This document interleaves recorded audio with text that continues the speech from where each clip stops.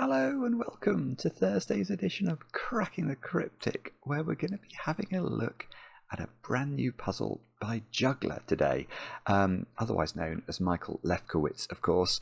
This one is called Dutch Flatmates Prison Break. I used to love the TV show Prison Break. I don't know if that's a bad thing to admit, but I did. I was very, very invested in that. So this is a nice memory. I've had a quick look at the rules. This has been recommended to us a couple of times and actually submitted as well by Michael. And Michael is a phenomenal setter. So when he actually sends one in and says, this one's worth your attention, we always sort of, you sit up a bit straighter. You go, And yeah, it's got a weird rule set. It is exceptionally odd that this has a unique solution. It's truly miraculous, really. There's these sort of weird cages, and the grid is a torus. I can tell you that as well. I'll explain what all this means in a moment or two's time when we do the rules together.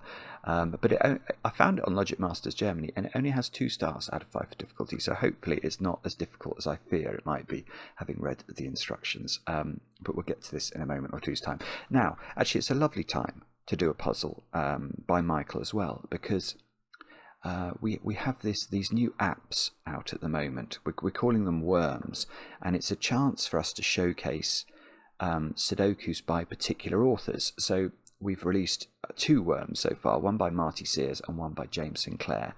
And we have a new one by Michael coming out in just the coming days. We're on the final steps of proofreading at the moment, which is obviously an important step.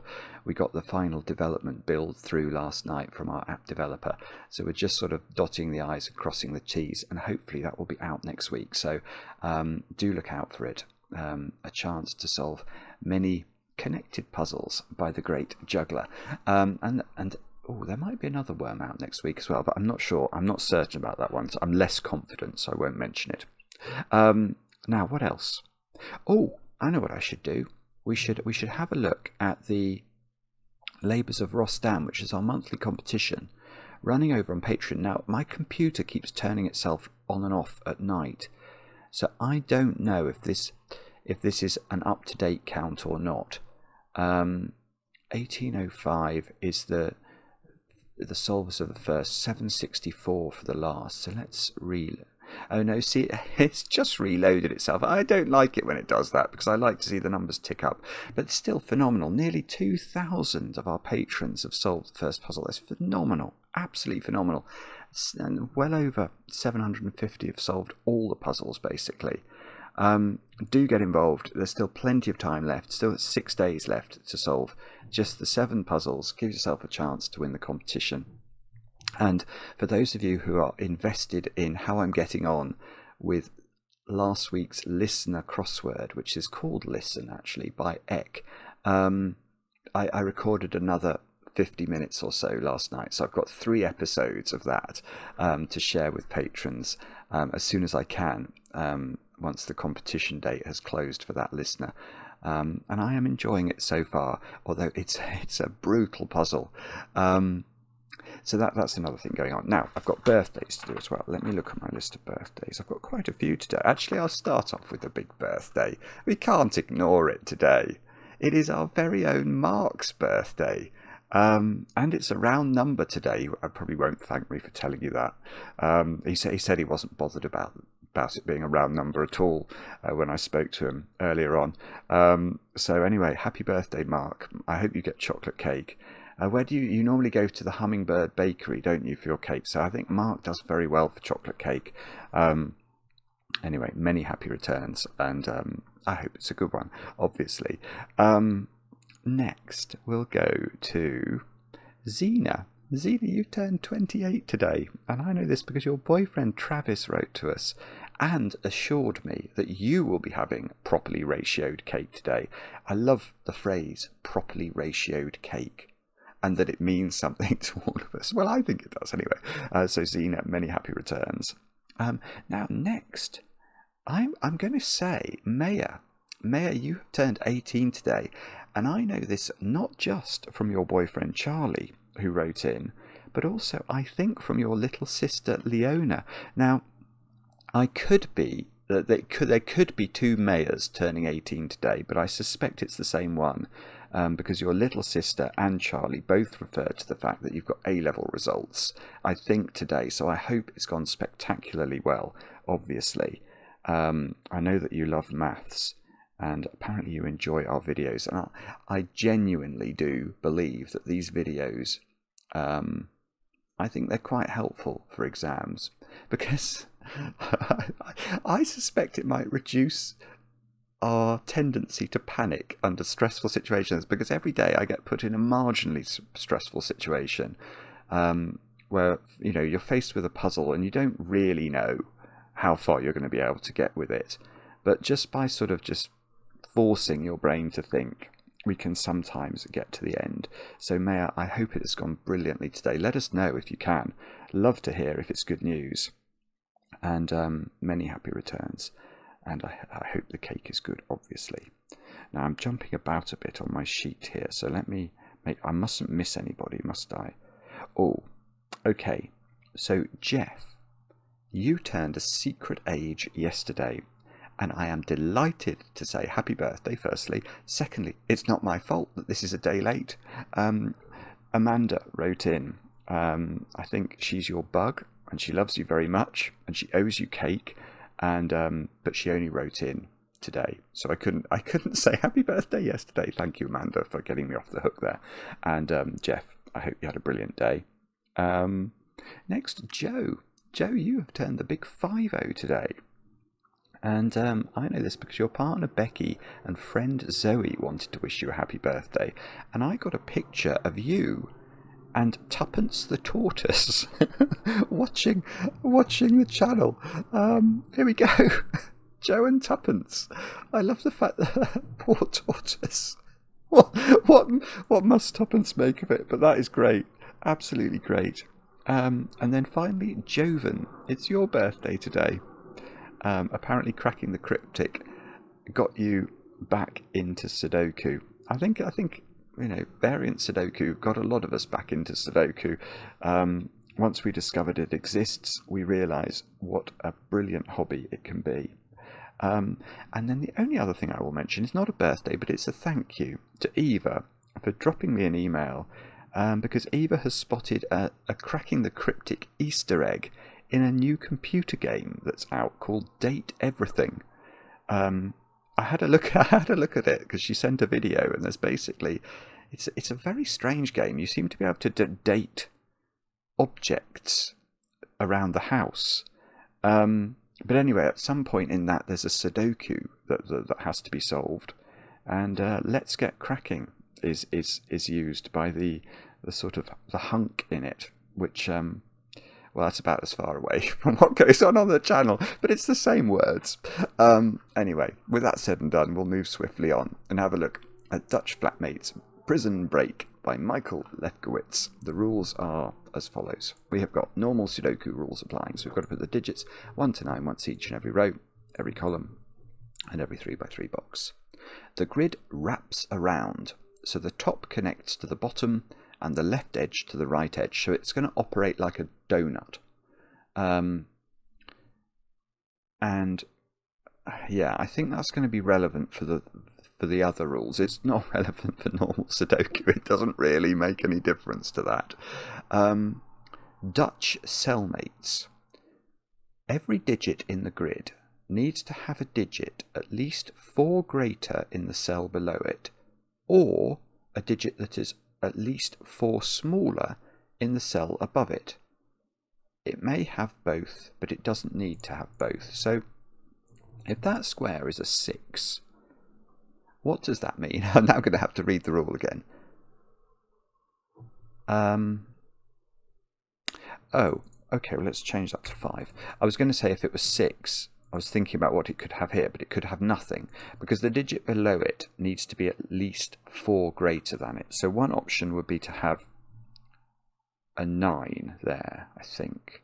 It doesn't have to have a 9, but it could have a 9. And then the other option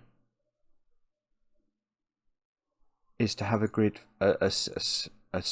a value or a digit for less than 5. So that could be a 1.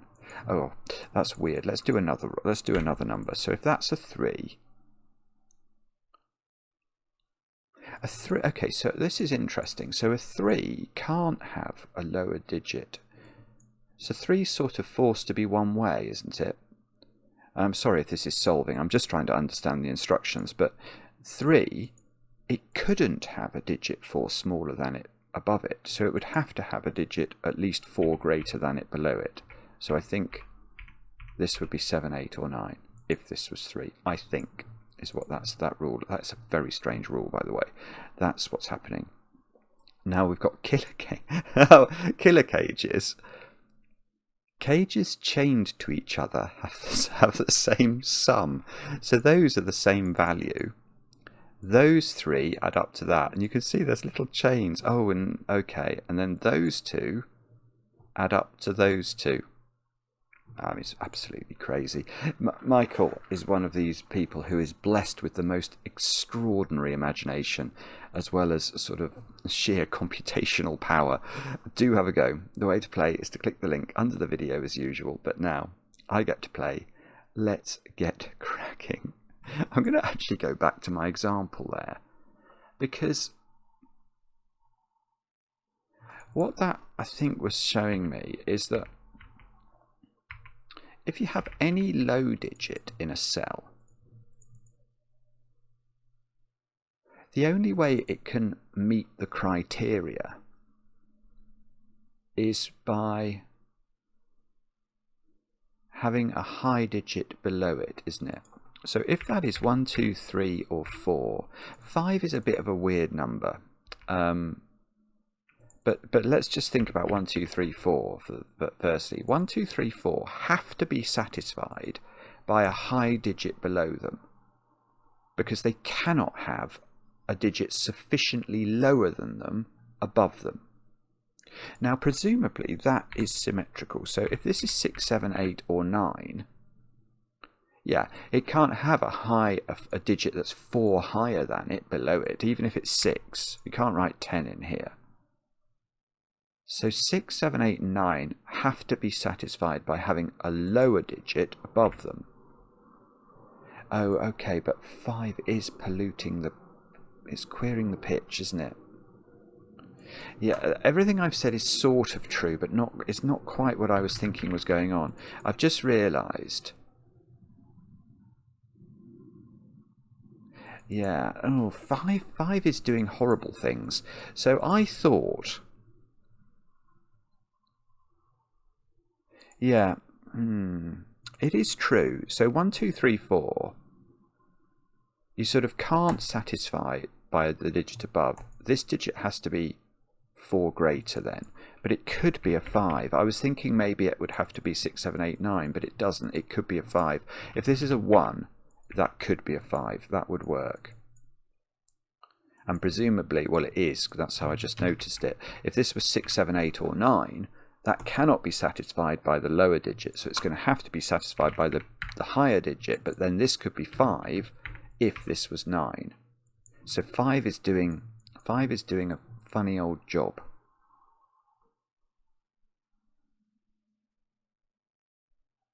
Yeah, well, so why did I say yeah? I don't actually have anything to tell you about that, I don't think. It feels like it might be something to do with the sort of Dutch whispers idea. Dutch whispers, they normally have to alternate polarity unless 5 is involved. Yeah, okay, so in a domino, in any domino in this puzzle, any vertical domino, let's be clear, any vertical domino to which the Dutch CELLMATES rule applies, what you cannot have is 2 digits of what I'll call the same polarity. So ignore it. Let's imagine 5 doesn't exist, because 5 is just throwing me all over the shop. But if 5 doesn't exist, what you cannot have is 2 digits, say, lower than 5 together, can you? Because what we've just said is that this digit is unfulfillable in that situation, because it cannot have a digit sufficiently lower than it above it, and this digit cannot be sufficiently greater than it below it.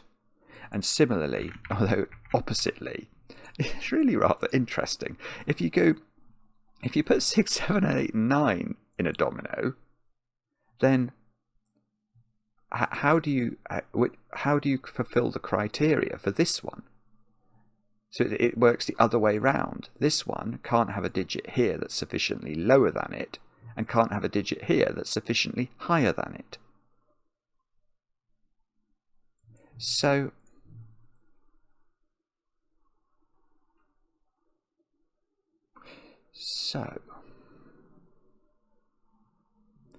every, but this is if we ignore 5. So every, so there, okay, but that means that it is a bit like a Dutch whisper. So for every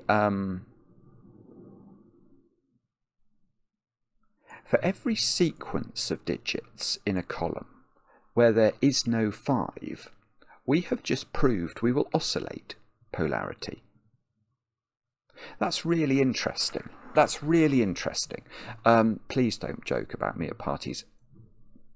It's all been said before, especially by my sister, who ensured, I will say, that the teenage Simon was shunned at parties. I mean, it didn't really take very much, to be honest. It just required my personality, but my sister did help as well.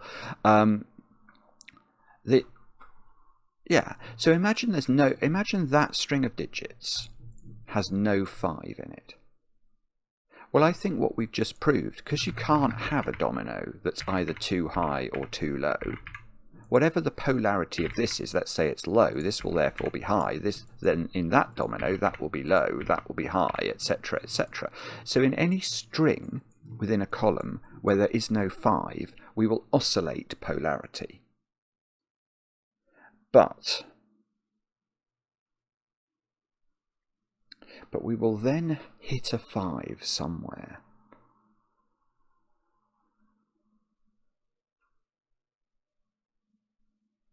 And my brain isn't telling me what that's going to do. Is that going to...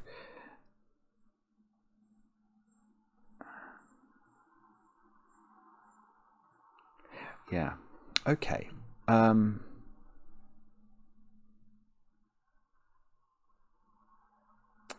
Yes. So what? Okay, I've got it. So what that means is that I'm going to say something weird now, but I'm trying to explain. This is how my brain is thinking about it. Imagine there was no 5 in the puzzle. And I know that's a weird thing to say, but just bear with me. What that would mean in any column is that this cell's polarity, it would oscillate polarity down the column, wouldn't it? And all of those would either be high or low. Now, I know that's not possible, but that's not the point I want to make. The point I want to make is that these cells, they are sort of in a domino, because the grid is a torus. So, but we know this cannot happen. You can't have digits of the same polarity vis-a-vis 5 next to one another, and they would be next to one another. What do I mean? Imagine these were both low. How can we possibly fulfill this criteria in this situation? Now we know that it's the top digit, if the digits are both low, that has the problem. So it was this digit. I know that digit looks like it's the bottom, but it's actually the top of the domino, if you see what I mean, because the grid's a torus. It is. So this digit either has to have a digit below it, which is this digit, which is 4 greater than it. Well, it's not. Or this digit has to be 4 less than it, which it can't be. So what this is telling me is that the job that the 5 is going to perform in the column is to change the way that the polarity is going to operate in the column. So as opposed to the polarity oscillating or being consistent like this, it needs to change at some point. So there's going to be a 5 somewhere, and if this digit is, say, lower than 5, this digit won't also be lower than 5, is what I'm saying. Because if this was the case, we know by extrapolation these would all be lower than 5, and not only would we run out of digits, but we would have a problem here and here. So I think what's going to happen is that the 5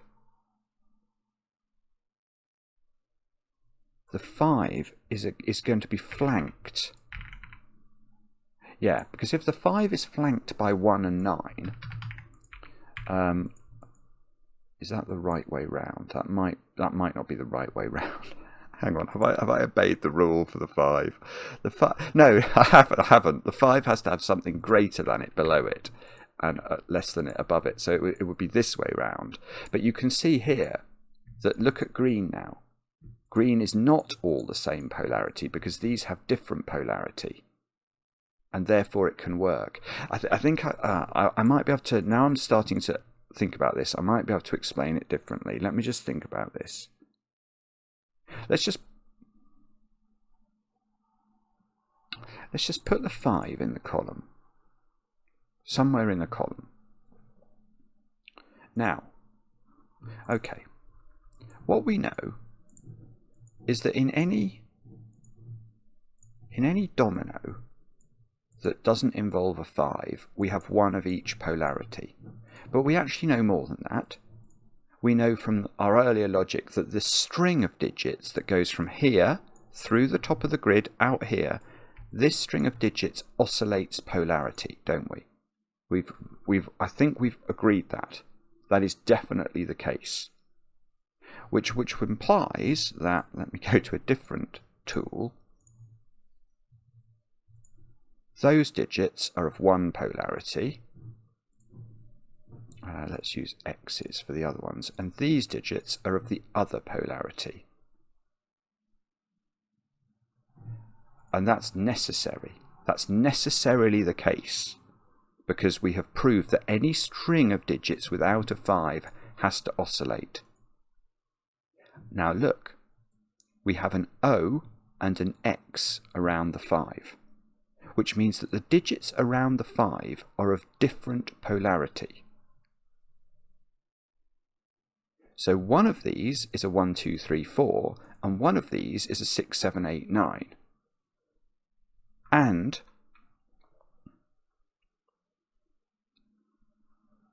now, what you might say then is, but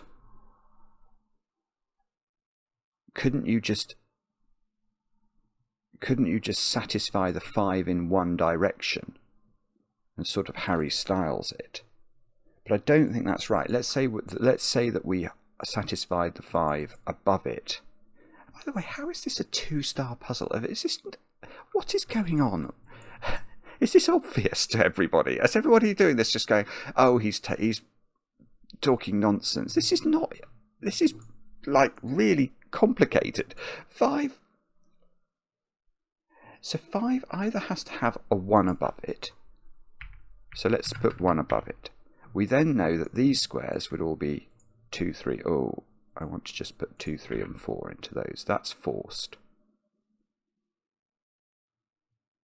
Yeah, but the problem is now this digit has to meet its criteria. How does it do it?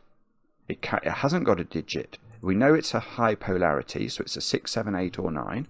Let's put that in. And we know it's meant to have a digit that's either higher than it, below it, well, this is low polarity, so it can't be, or a digit that's lower than it, above it. And the only way these can be 4 apart is if this is 9. There we go. So actually, what we now know is, because of the torus, it's so beautiful. I mean, this is an example of how some people's brains are just utterly brilliant. Utterly brilliant. And Juggler's brain is utterly brilliant, because what he has done by adding the torus property in. Oh, I can't click on. Can I click? No, it won't let me click on the torus. is allow us to make this argument about these all being connected and therefore having to alternate polarity. And that allows us to make this beautiful deduction about how the 5 must work. It's fabulous, isn't it? So actually, can we go further than that?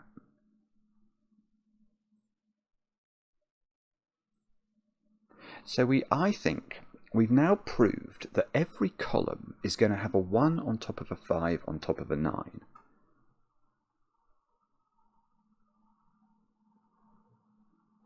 Yeah. Okay. Maybe this is how people are seeing this more quickly. I don't know. All right, but what I've realised that now means is let's look at the low digits. How are the low digits ever fulfilling their criteria? Because the digit above the digits 2, 3 and 4 in any column of this puzzle will always be higher than the digits 2, 3 and 4 and therefore fail the criteria. So the only way that the 2, 3 and the 4 meet the criteria of the Dutch CELLMATES is by having a digit below them that is sufficiently different. So what's happening with the 4? Whichever one of these is 4, the only way it can meet its criteria is by the digit below it being at least 4 different. So it must be 8. So one of these digits, whichever one is 4, will have an 8 below it. Now that means that the digit 3 is going to have a 7 below it, and the digit 2 is going to have a 6 below it.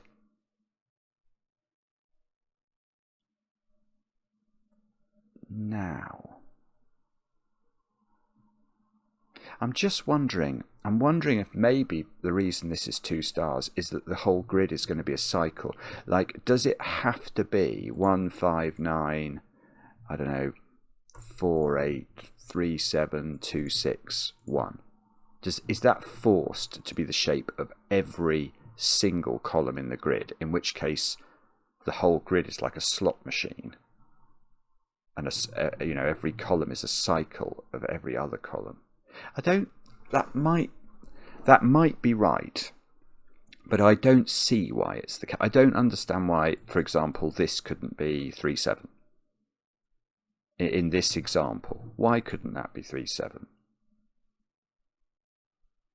It's just necessary. I do think it's necessary that the 3 is above a 7 in every column, but I'm not sure within the 2, 3 and 4 digits that they have to be in any specific order.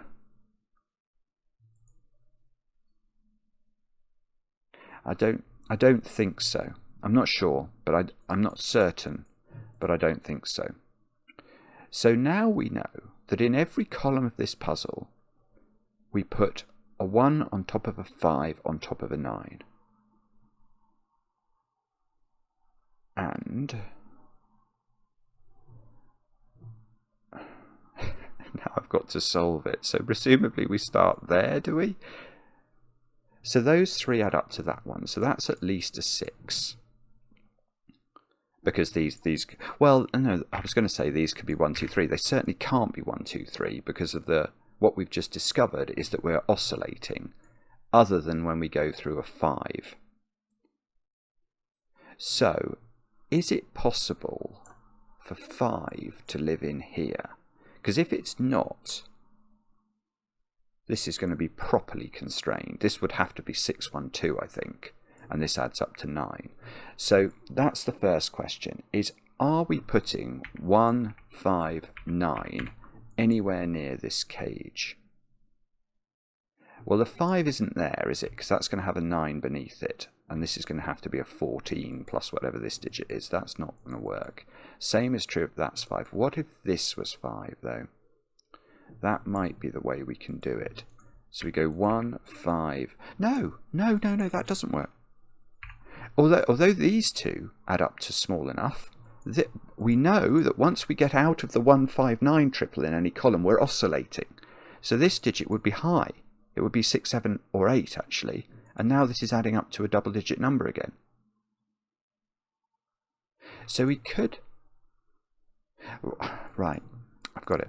So that means that there is no 5 in this sequence.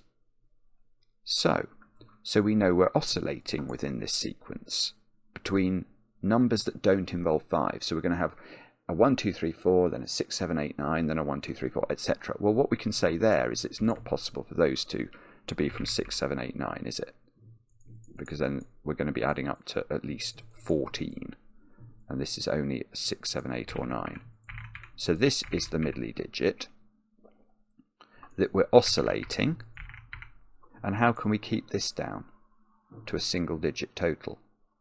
The only way is if this is 6, whoopsie, and I was about to say, and this is a 1, 2 pair, but so this is a 9, this is a 9, and we know 9 lives under the digit 5, which lives under the digit 1. Now one of these is a 1.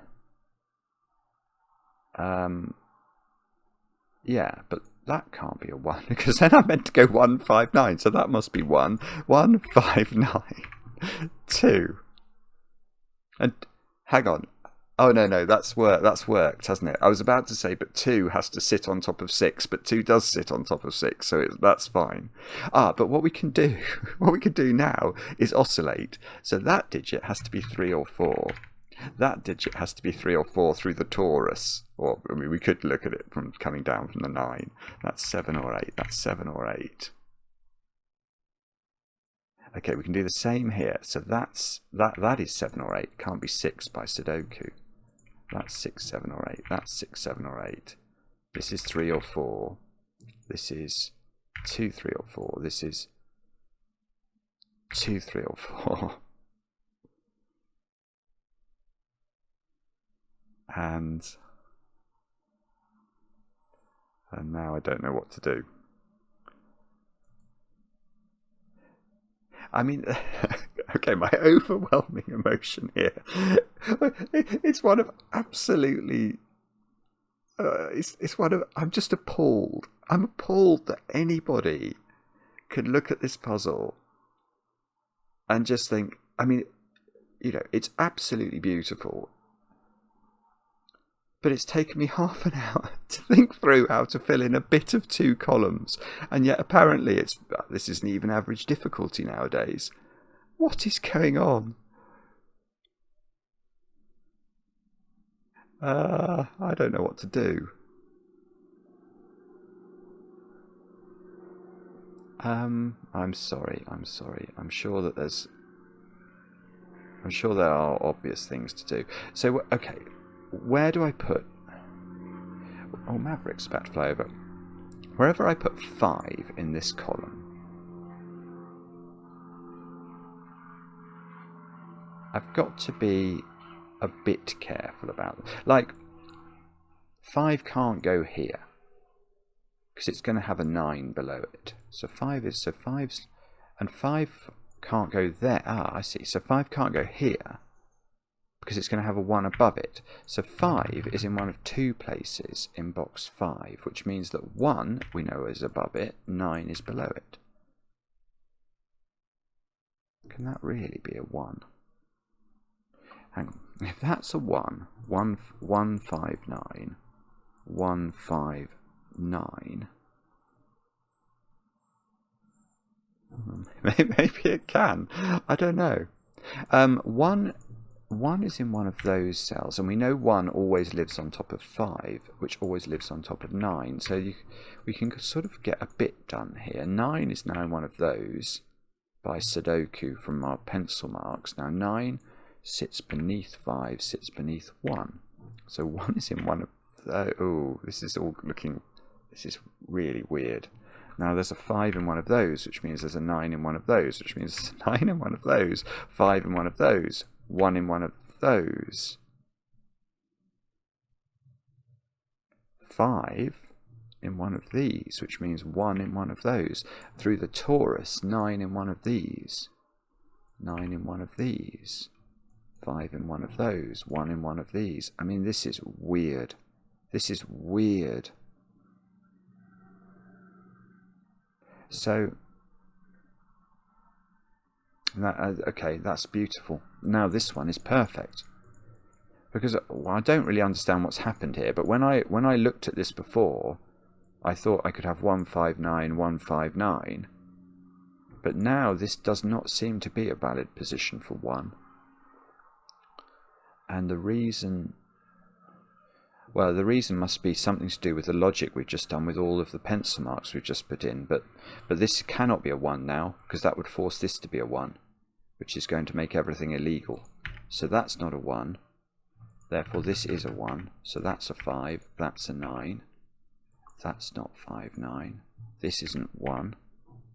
So this is 1, which means that's 5. That's 9. This is... I mean, it might get easier now. Please.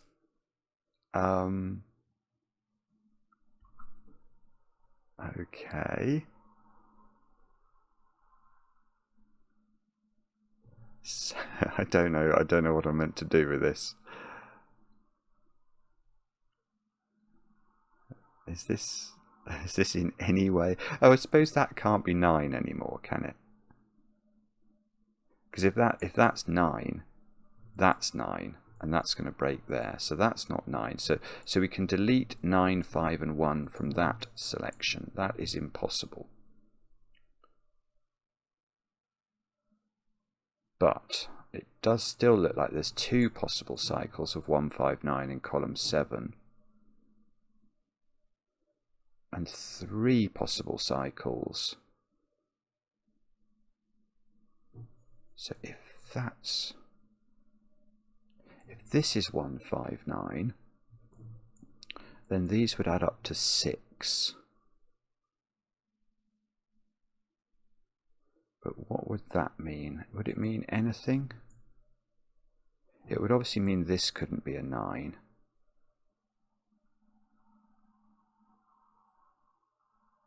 And this couldn't be a 1. Hang on. This doesn't feel right.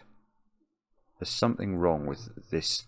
There's something wrong with me trying to balance these cages. And I haven't quite got it, but there's something weird going on.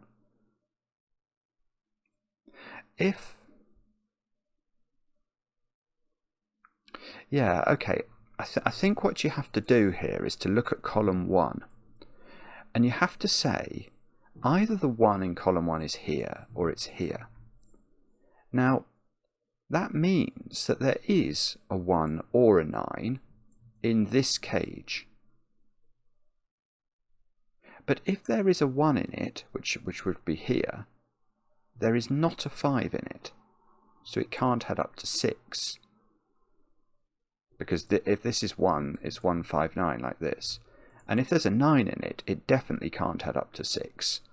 So this can never be a 1. That is not the 159 in column 9. Now, that presumably is very important. I don't know why, but it must be important. Oh, I tell you what I might do.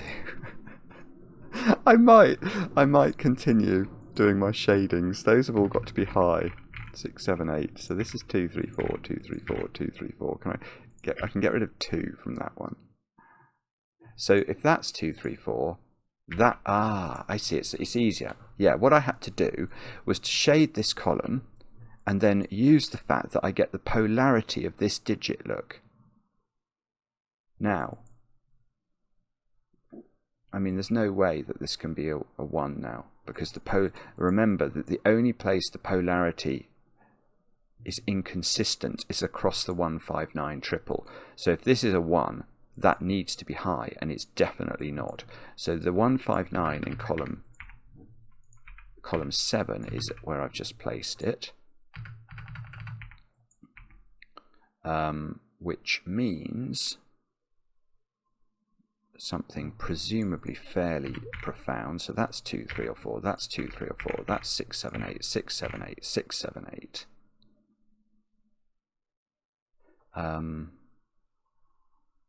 It seems now there's only one place left for the 159 in column 9.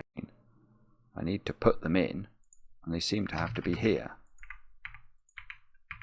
Which means that this is 159 in column 8. Now, how does that help me over there? I think it will. I think the other thing I need to do is to keep putting in the implications by way of oscillation. So 6, 7, 8, 6, 7, 8. This is going to be a high digit. 6, 7, 8. That's high. That's high. Low, low, low. Now, same in this column. Let's not neglect what we know to be true.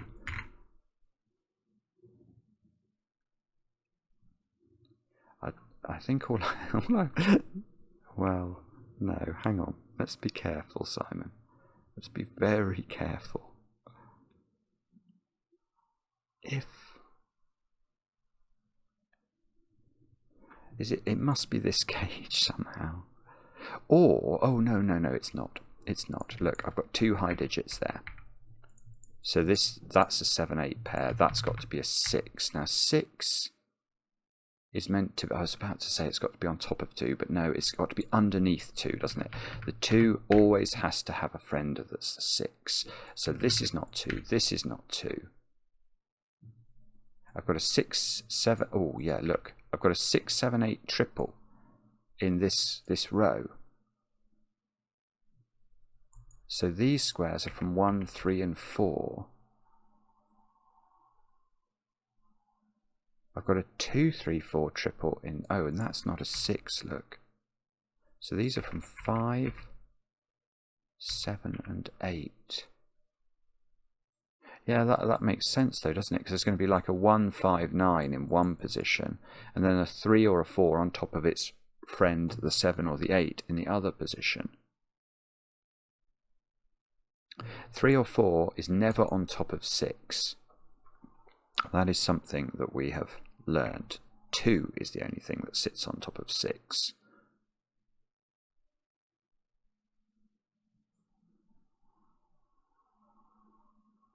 Oh, I tell you what it might be. It might be that we have to colour either the 3s and the 4s or the 7s and the 8s, because we do know a bit about the order of them, don't we? That's possible.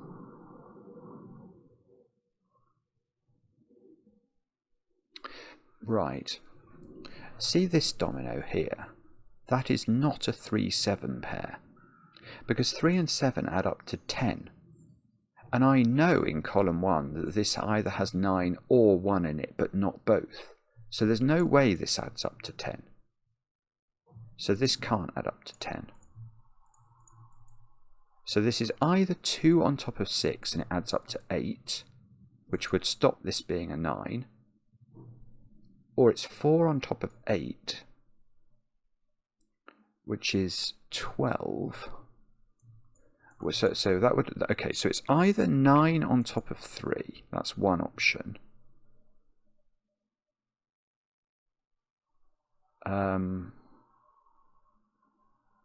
Or if this is a 1, then this digit, then we can't be adding up to 12, so we're going to have to be adding up to 8, so this is going to be a 7. So this is 7 or 9, and this is 1 or 3. You look across and you think, okay, well that must do it. No. Wow. Oh, no. Okay.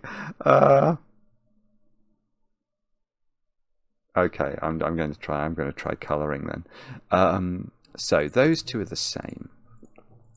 And when we know that whatever they are, say these were 3 is always on top of 7. So these two are inextricably linked to green. If we can get another green, I can get another green in the grid, well that digit's got to be there.